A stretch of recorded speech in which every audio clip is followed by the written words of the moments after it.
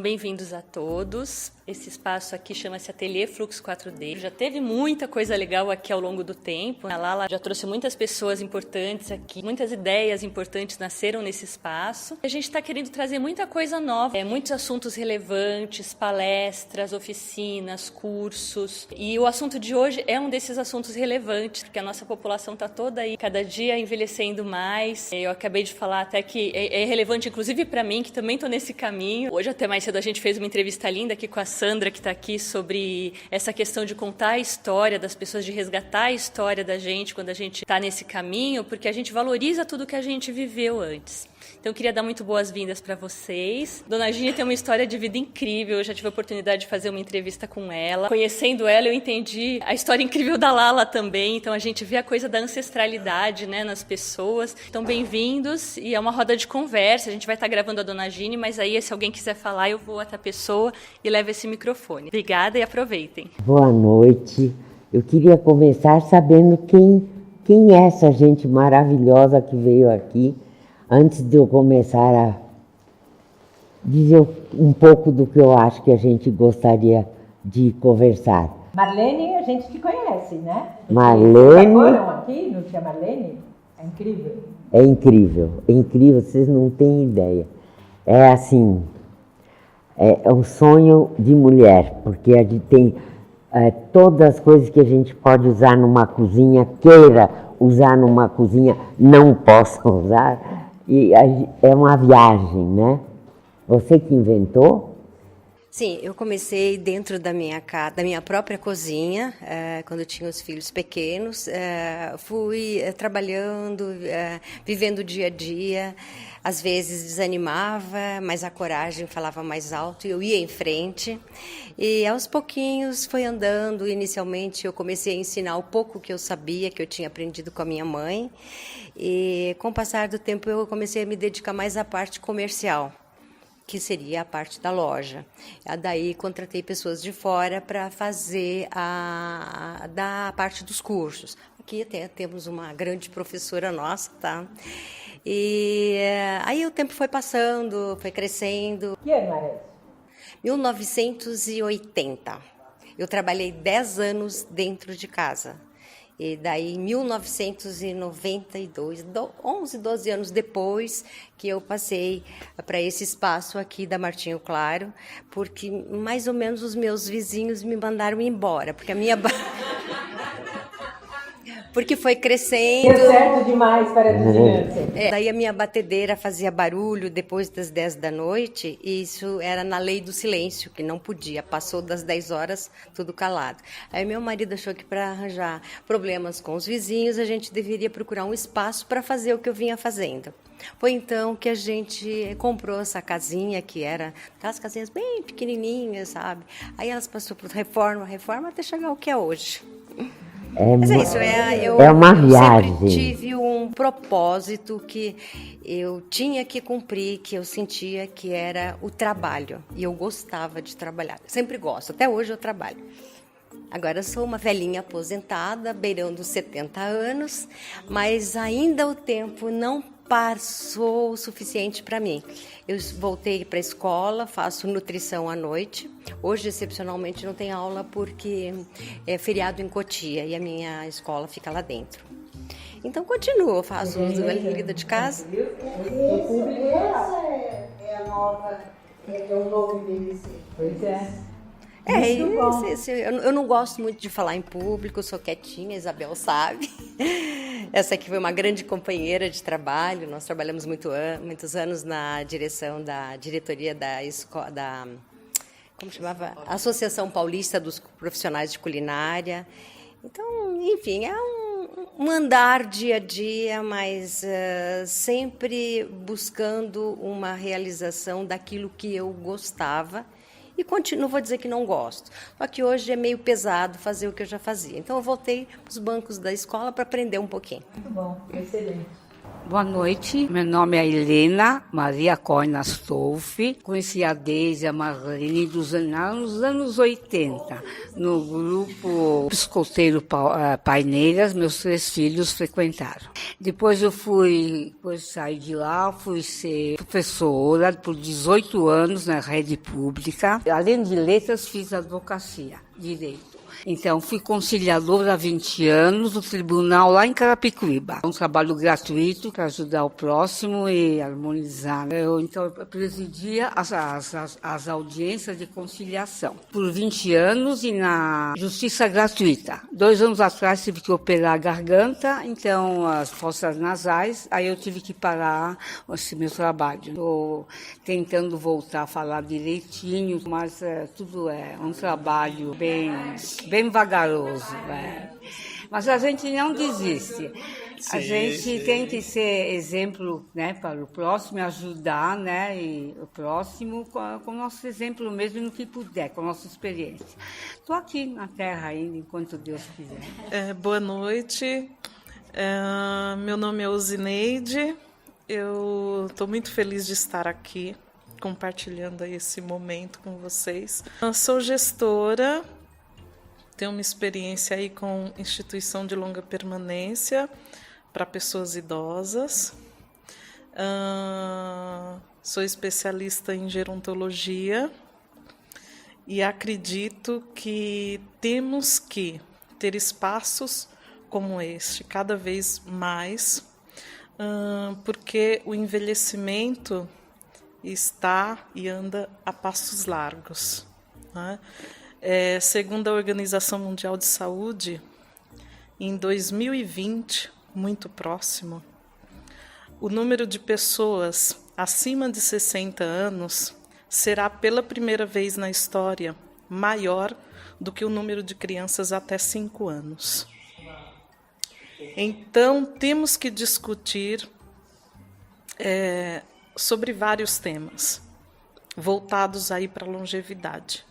Um deles é a economia solidária, né? Economia compartilhada, que eu acredito que é o caminho aí para fortalecer essa população, que vai ser enorme.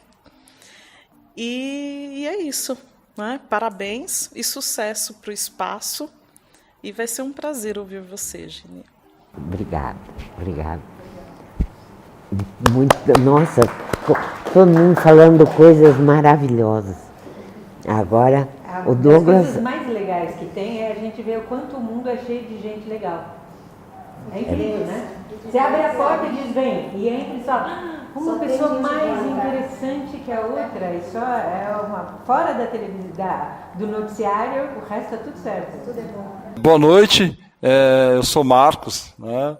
E eu sou professor da rede pública e eu sou entusiasta da causa da longevidade. Isso passa a fazer parte da minha vida em função do envelhecimento da minha mãe, né, de todo esse processo.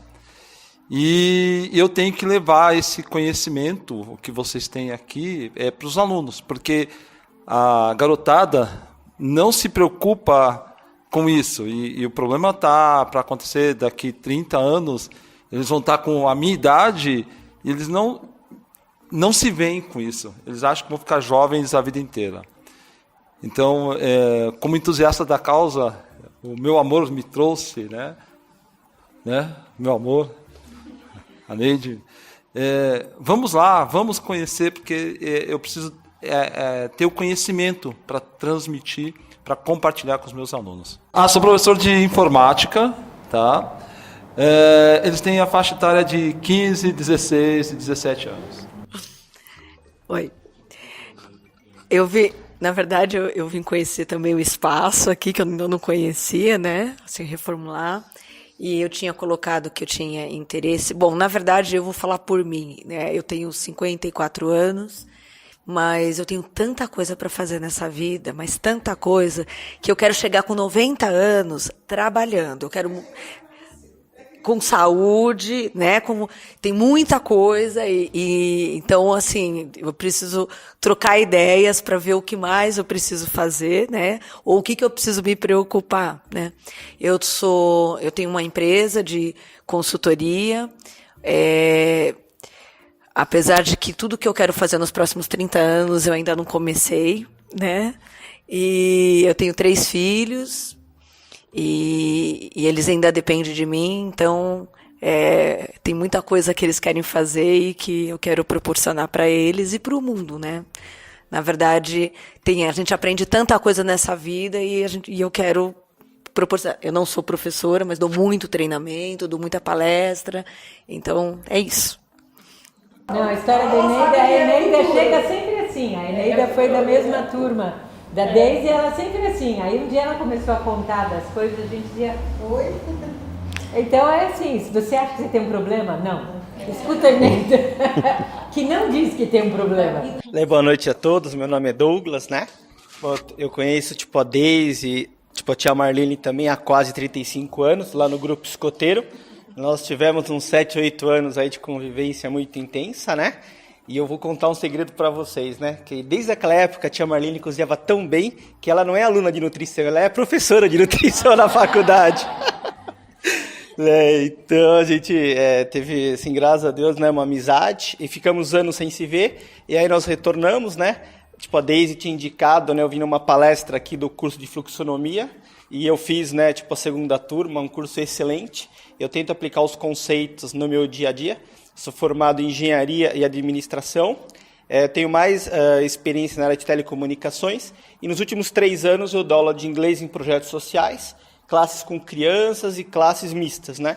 Desde criança até senhores de idade. Eu tenho uma co-professora que é minha mãe aqui, que depois de cada aula me dá os conselhos, né? Fala assim, dá as orientações. E aí acho que mês a mês assim as aulas estão melhores. Já estou começando a colocar conteúdos online também, né? Ainda estáticos, mas vamos começar também com alguns vídeos, né? Mas está bem bacana, eu gosto muito dessa área de educação. Aí eu pretendo assim, migrar cada vez mais assim, para a educação, né?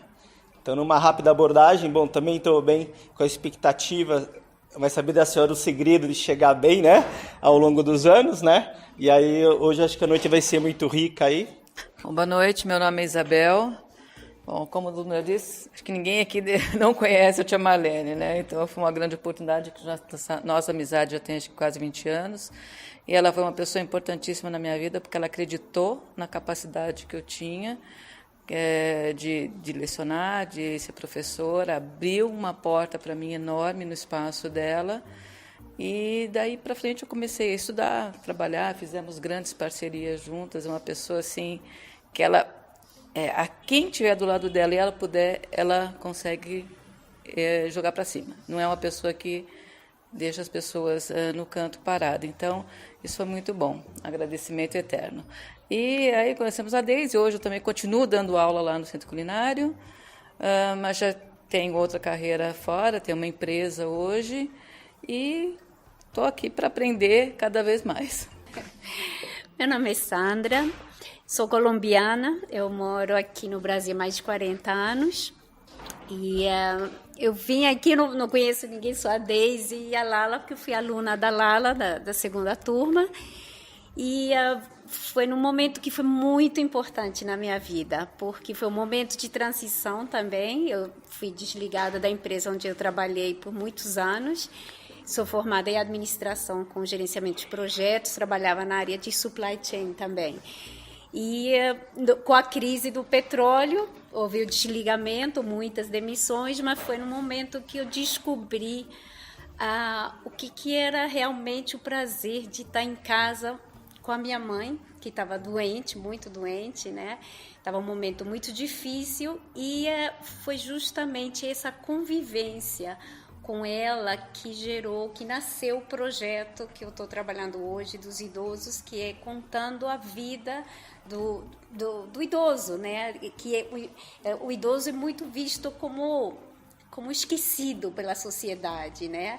E de repente, eu via em mim isso, que eu não queria ser idoso, eu tinha medo, né, da velhice. E eu passei a entender o porquê, porque existe muito preconceito, muito isolamento do idoso, né? E quando eu conheci a história da vida dela, eu passei a me conhecer também, conhecer a minha família, a minha ancestralidade que eu não conhecia. E isso foi uma experiência fabulosa, ajudou muito a minha mãe no processo de cura, que ela estava muito doente, né? E foi tão fabuloso o processo que ele foi sendo vivido, inclusive, durante a formação da fluxonomia. Que foi assim, a Lala falava assim, você tem que ter um projeto. Eu falei, eu não tenho projeto. Mas ele foi nascendo e foi ganhando forma e hoje eu sou apaixonada por esse projeto. Eu escrevi a história da minha mãe, já publiquei o livro e eu pretendo realmente levar esse projeto para o mundo, porque eu acho fabuloso. Meu nome é Bill Padastro Lala, casado com Ginny. Foi formado nos Estados Unidos em engenharia eletricista em Cornell e cheguei no Brasil em 61. Trabalhei com empresas grandes como Ford, 15 anos, Xerox, pequenas empresas e trabalho autônomo. Hoje em dia eu continuo ensinando inglês depois de 50 anos aqui no Brasil. Já trabalhei nas escolas e meu alvo agora é o profissional que lê inglês, mas não fala. O professor que escrito tá bom, falado nada. Porque eles precisam viajar, precisam se expressar e comunicar em inglês. Então, eu estou trabalhando com esse tipo de pessoal no computador e pessoalmente junto com as aulas de BBC, que eu acho que é o veículo em inglês sem igual, em termos de qualidade. Os ingleses estão ensinando inglês para as colônias 200 anos já. E isto é tudo arquivado em Londres e promovido na BBC. Então, trabalhamos no BBC com esses alunos que precisam traduzir o que eles lerem para poder falar. Parceiro de tradução, o último, né, seguem os dois sendo tradutores. Tem uma empresa de tradução técnica. Então, o último livro foi o ano passado. Esse ano ainda não teve literatura. Mas tem as últimas coisas, medicina? Não, a última coisa foi economia. Então, é engraçado, é tradução técnica, design, economia e medicina. Essencialmente medicina. 50 anos de medicina. 89. O inglês está se desenvolvendo durante todo esse tempo e eu estou me dedicando um pouco à parte eletrônica, computadores e celulares que eu tinha ignorado e esse é o aspecto novo, então. E agora? Nossa, eu estou absolutamente impactada. Antes de dizer até meu nome, eu quero dizer isso. Estou muito impactada e vocês vão entender por quê. Eu me chamo Norma Rangel, tenho uma história como todo mundo, mas a minha história é uma história muito comum, né? Eu, profissionalmente falando, sou uma profissional de marketing de vendas, mas com uma formação em arquitetura, trabalhei muitos anos com isso, depois é que migrei. E há algum tempo atrás eu achei, quando eu descobri que eu estava velha demais para ser nova, mas nova demais para ser velha, comecei a buscar produtos e serviços que me ajudassem a viver essa nova vida, mas achando que era uma inquietação minha, só minha, né? E aí descobri que não, que na verdade nós estamos vivendo o que se chama de a revolução da longevidade, que é a maior revolução de todos os tempos. A gente poderia falar muito sobre isso, mas tudo que já foi dito aqui é só a pontinha de um iceberg. E o que está me impactando é que, assim, quem tem mais de 50 aqui na sala vai entender e vai lembrar muito bem do que eu vou falar agora. Nós somos a geração baby boomer, né? Quem nasceu entre 46 e 64 é a primeira geração a envelhecer.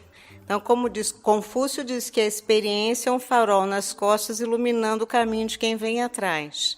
Eu trago esta imagem para esta nova longevidade. Nós vamos mostrar o que é um envelhecer, porque ninguém envelhecia antes, as pessoas morriam. Era raro, né? Que aos 60, eu lembro da minha avó, aos 60 eu fui pedida em casamento no aniversário de 60 anos da minha avó. Eu tenho 63. Então é louco, é muito louco o que está acontecendo agora, né? E assim, eu me sinto muito impactada, porque além de nós envelhecermos muito rapidamente no Brasil, nós envelhecemos em 25 anos. Eu até convido a todos para fazerem esse exercício e vão ver que não estarão mais sozinhos daqui para frente. Onde quer que vocês estejam, a não ser que estejam numa escola de primeira infância, né? Olhem ao redor, no metrô, na padaria, no cinema, em qualquer lugar. Pelo menos 40% das pessoas em volta ou têm ou parecem ter mais de 50 anos. É louco isso. Então, para um país que há muito pouco tempo atrás só tinha jovens, ninguém consegue entender muito bem. E nós aqui ainda estamos numa minoria. A gente precisa conversar muito lá. Não tem ainda esse entendimento da rapidez com que nós estamos envelhecendo. E tem uma demanda gigante em todos os aspectos. A gente aqui, de certa forma, é uma elite privilegiada, né, pela circunstância financeira, pela educação, por uma série de coisas. Mas só para fazer um parâmetro, no Brasil, a política pública já está muito, muito voltada a uma coisa chamada feminização do envelhecimento. Nós somos 51% de mulheres no Brasil. De cada 4 mulheres, 3 não terão condição de sobreviver economicamente. Isto é punk. Então, está na mão da gente, de alguma maneira, promover não só saúde, como educação, como novas profissões, e tudo isso está sendo muito buscado já. Então, gente, é assim. Fomos os pioneiros na questão da juventude, né? Antes de nós, não existia o conceito de jovens. Ou éramos crianças, ou éramos adultos, ou éramos velhos, né? Hoje a gente está criando, inclusive, um novo conceito, porque chamar cada um de nós aqui de idoso não dá, não tem como, né? A gente está aqui, eu estou aqui para escutar o que ela tem para dizer, que é uma história incrível. Quer dizer, ninguém pode chamar ela de idosa, não tem como. Temos mais a Mica. Eu sou a Mica. Eu, na verdade, eu vim hoje porque eu tinha muita vontade de conhecer a senhora, por conta da Lala, e porque eu convidei minha mãe, que está no trânsito, não chegou ainda, então ela está vindo com umas amigas dela. E, coincidentemente, eu tô encantada com metade das histórias aqui, porque hoje eu trabalho com vídeos, né? Eu faço vídeos para Lala, mas a minha trajetória nos últimos 8 anos foi fotografia. E eu tenho um trabalho que eu chamo de melhor idade, que é com a terceira idade. E a ideia desse trabalho era justamente poder, primeiro, contar histórias, histórias que estão enraizadas em espaços físicos e que são preenchidos pelas pessoas que ali fizeram daquela história. Então, a casa da nossa avó, a casa da bisavó, para que aquilo tenha realmente um sentido naquele percurso de vida, né? Tanta vida, tanta coisa para ser vista, e a gente, de repente, aquilo perde toda essa propriedade, fica na memória de algumas pessoas e nem sempre a memória é aquilo que a gente enxerga, é aquilo que a gente, de fato, consegue passar. Então, eu acho que tem muito a ver aqui com alguns projetos, eu não vi a história deles, mas dela que acabou de falar. E eu fico muito feliz de estar aqui hoje. Meu nome é Cristina, me desculpem o atraso, não tive o prazer de escutar as histórias todas, que é uma pena. Eu vim aqui através da Daisy, né, que eu trabalho com ela em outro processo do Avatar, e a vontade de vir falar ou escutar sobre a velhice tem a ver com o meu próprio envelhecimento e com a história de eu estar vivendo com meu pai, que tem 103 anos hoje. Aí ele, assim, o que me inquieta nesse convívio é um sentimento assim de... A gente é muito acostumado a que cada um tem uma função, um projeto, uma coisa. E até pouco tempo ele tinha um projeto que era cuidar da minha mãe. De certa forma, ele era o provedor da casa, ele cuidava, ele saía e comprava, porque ela era um pouco mais debilitada fisicamente. E quando ela faleceu, aí ele começou, assim, a perder o que seria um propósito de vida, né? E eu vejo que é difícil para ele, mas ele está num processo também muito interessante de integridade pessoal, de rever, principalmente porque ela morreu, de rever como é que ele foi marido dela, como é que ele se relacionou com ela. E ele trabalha isso, mas de qualquer forma tem uma coisa assim, desse estar com tanto tempo e com aparentemente, né? Eu fico me perguntando qual é, porque aí a pergunta não é só para a vida dele, a pergunta vira geral, né? O que é? Por que a gente vive? Por que a gente está aqui? É só o que a gente faz? Ou tem outras coisas, sabe?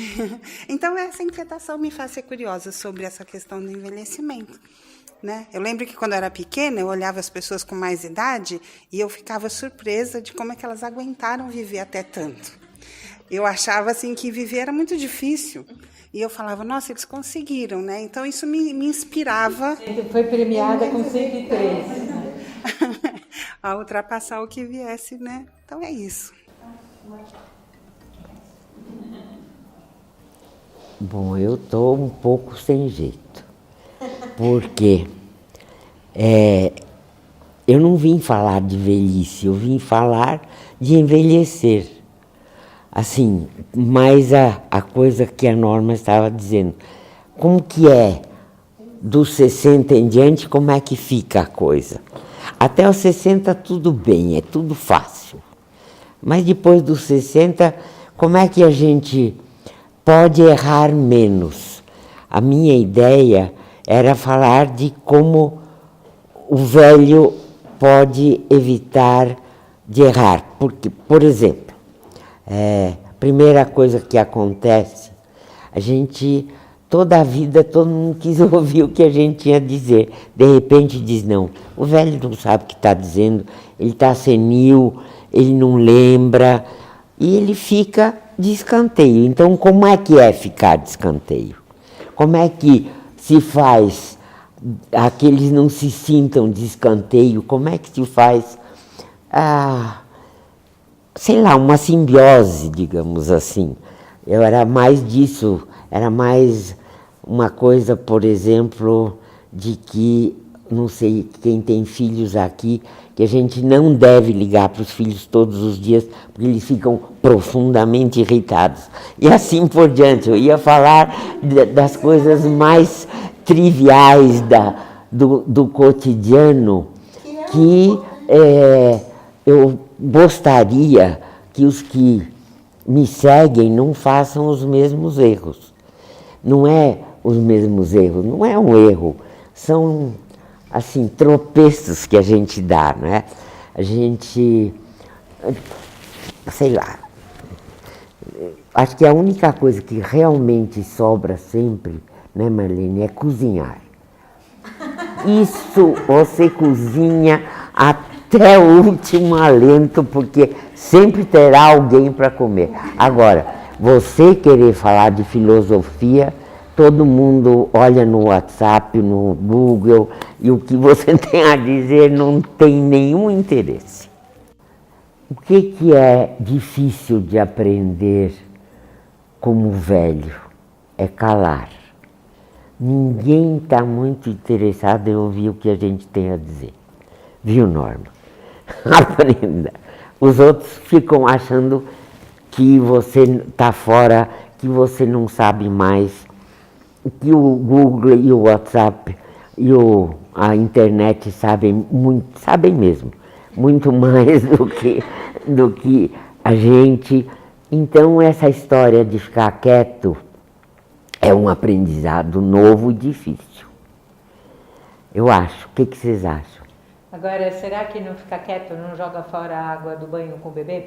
Isso. Porque, claro que deve ser muito difícil não ficar dando palpite na vida de todo mundo, porque você já sabe, já viu o filme, já sabe o que vai acontecer, etc.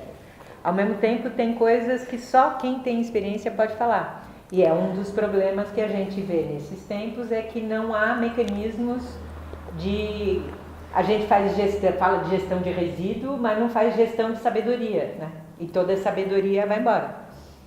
Mas será que a gente que é fluxonomista, que trabalha com recurso, fica olhando e fala, meu Deus, olha o recurso indo embora. De sabedoria, que é outra coisa.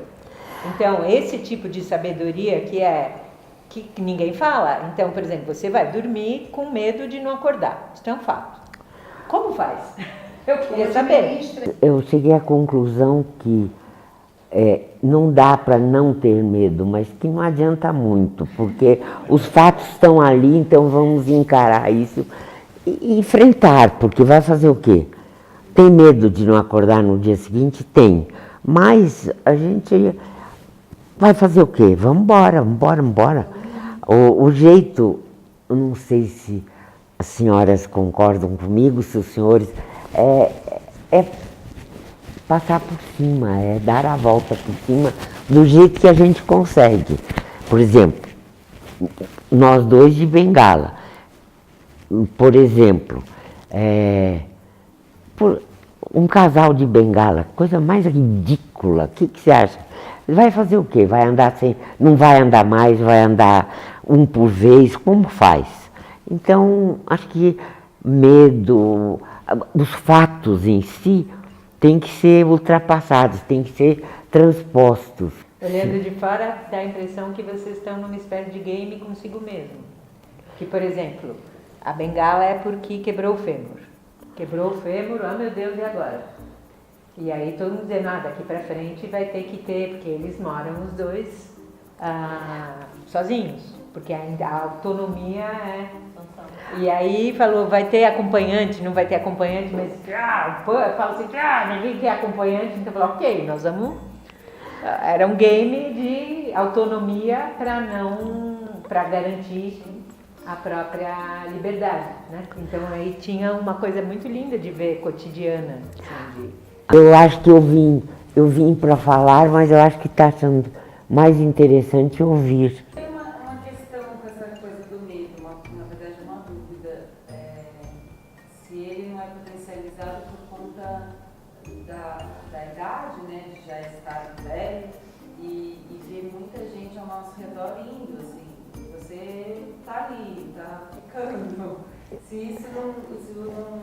Como que é isso? Isso aí é péssimo, porque você se acostumou a ter amigas durante 60 anos, 70 anos, e de repente está um deserto. Cadê? Quem está vivo, em geral, não está com a cabeça muito boa. Os outros já se foram, e os que ainda estão bem estão vacilando, assim, como eu. Será que eu estou bem? Teve uma história aí, assim, anteontem, de que a minha funcionária e eu interpretamos de um jeito, e as pessoas que questionaram a história dizem que nós estamos senis, porque a minha funcionária também não é mais criança. Então você fica dizendo, será que fulano que ligou está bom ou será que ele está ruim? Será que eu ouvi direito o que ele falou? Será que ele me ouviu direito? É bem complicado. Mas eu acho que, a propósito, a gente não fica com medo por causa de alguma coisa. Eu acho que faz parte, né, do sistema. A gente supera. Agora, meu filho é médico, então eu acho que ele tem que ouvir tantas coisas que ele vem aqui um pouco desabafar. Então ele olha assim, diz assim, mas você está bem ciente da sua finitude? Você está bem ciente de que você tem que viver de 24 em 24 porque 36 não dá? Então só me resta dizer estou, porque senão ele vai ficar aflito. Então, medo, por exemplo. Eu tenho muito medo de cair de novo, porque deu bastante trabalho para os meus filhos. E a coisa que eu não quero é dar trabalho. Eu tenho horror como propósito. O que o velho deve evitar? Ele deve evitar de dar trabalho. Porque é difícil, é muito difícil. Mas como que se faz para não dar trabalho? A gente tem que evitar coisas. Então, por exemplo, é gostoso ir passear no shopping? É. Você não pode ir passear sozinho no shopping, então você não vai mais passear no shopping, porque você tem que pedir por favor. E pedir por favor é difícil. Eu faço parte de um grupo que se chama Lab 60+. Nossa, e é uma relação absolutamente intergeracional. Você não acredita o que eu tenho de amiguinhos de 19 anos de idade. Estou falando sério. E eles acham que a tia é a The Best. Então, cada vez mais a gente vai precisar conviver, até para mostrar, para que eles se habituem, entendam. Eles eram muito solitários até então. O Brasil era um país só de jovens. Está deixando de ser. Esse é um dos... Eu acho que é um dos E o seu exemplo é uma coisa incrível. A gente chegar e mostrar. Já está convidadíssima. Em agosto é o festival, você tem que estar lá. Né? Eu penso o seguinte, vai de geração em geração, quer dizer, não estou falando dos que têm 18, mas eu acho que as pessoas que têm 50 são as que têm mais dificuldade de entender. Porque são as que estão mais atemorizadas. Os que estão jovens, eles dizem, bom, como eu não vou chegar lá mesmo, eu posso escutar à vontade, não é? Agora, a pessoa que tem, bordejando os 50, diz, bom, eu preciso me cuidar, porque senão eu vou ficar daquele jeito, não é? Será que é bom eu começar a tingir o cabelo? Será que é melhor? Como é que eu vou fazer? Usar cinta, por exemplo, não é? Umas coisas assim. E eu penso que se a gente puder conversar, digamos assim, é para as pessoas que estão nessa faixa transitória, assim.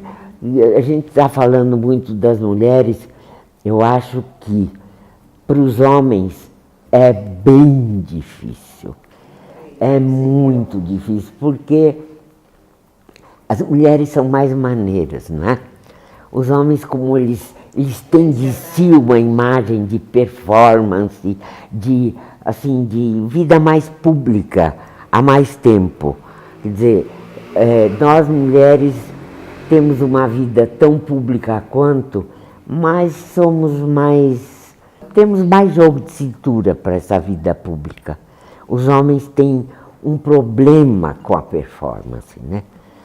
Que ele fala que ele está no ônibus também e uma moça olha para ele e ele... Estou mandando bem, né?